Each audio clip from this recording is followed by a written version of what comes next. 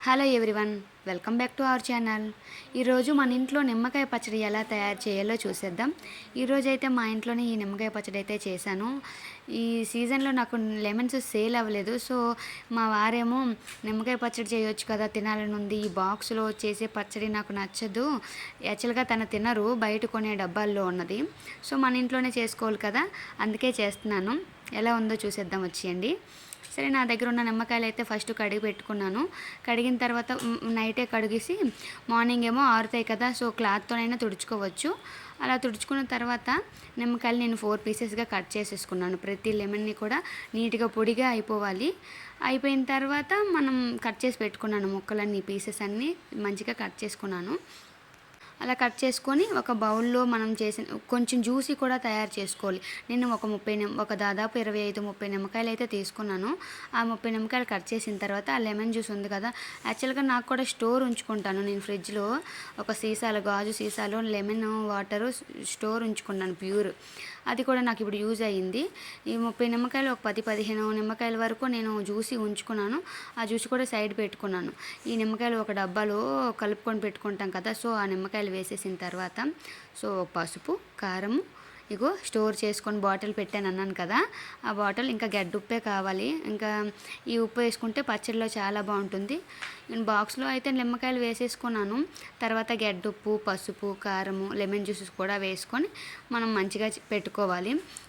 మా వారైతే మాత్రం ఈ డబ్బాలో నిమ్మకాయల కన్నా ఇంట్లో చేసే ఏ పచ్చడైనా నచ్చుతుంది. గోంగూర పచ్చడి, టమాటో పచ్చడి, నిమ్మకాయ పచ్చడి ఏమైనా చేయమంటారు, ఇంట్లోనే చేయమంటారు. అది బాగున్నా బాగుపోయినా చేయమంటారు. కానీ చాలా బాగా టేస్ట్ అయితే వచ్చింది నాకు ఈ పచ్చడి.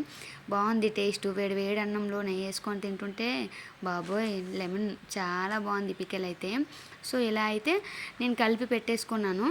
పసుపు, ఉప్పు, గడ్డుప్పు వేసుకున్నాను. ఆ లెమన్ జ్యూస్ కూడా వేసేసుకున్నాను. నిమ్మకాయలు వేసేసుకొని క్లోజ్ చేసి పెట్టేశాను. తర్వాత ఒక 2 రోజులు ఆ నిమ్మకాయలని 3 రోజులు ఆరబెట్టాను.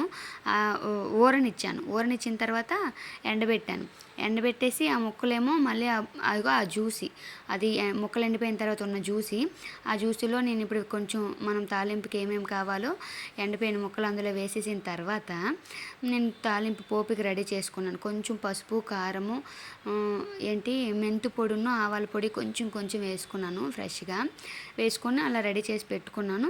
ఇంకా పోపుకి అయితే రెడీ చేసుకోవాలి కదా, కొంచెం వెల్లుల్లి గడ్డలు, ఇంకా కొంచెం జీలకర్ర, వెల్లుల్లి గడ్డలు, కరివేపాకు వేసి పోపుకి అయితే రెడీ చేసుకున్నాను. సో ఆ పోపు వేగిపోయిన తర్వాత, పోపు చల్లారిన తర్వాత నేను ఈ లెమన్లో వేసేసుకున్నాను. ఈ లెమన్స్ ఆల్రెడీ కారం, ఉప్పు వేసి రెడీ చేసి పెట్టుకున్నాను కదా, అందులో సరిపోకపోతే మనం ఇంకేదైనా అడ్జస్ట్ చేసుకోవచ్చు అని చెప్పి ఇదైతే కలిపి పెట్టుకున్నాను. చూసారా, కొంచెం మనం పచ్చడి నిల్వ కాకుండా అప్పటికప్పుడు కొంచెం చేసుకుంటే చాలా బాగుంటుంది.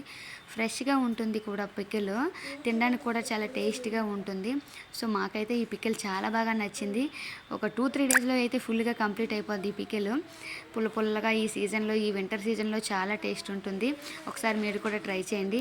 ఇప్పటి వరకు మా ఛానల్ ఎవరైనా సబ్స్క్రైబ్ చేసుకోకపోతే తప్పకుండా సబ్స్క్రైబ్ చేసుకోండి friends. Thank you for watching. Thank you very much for support. Thank you all.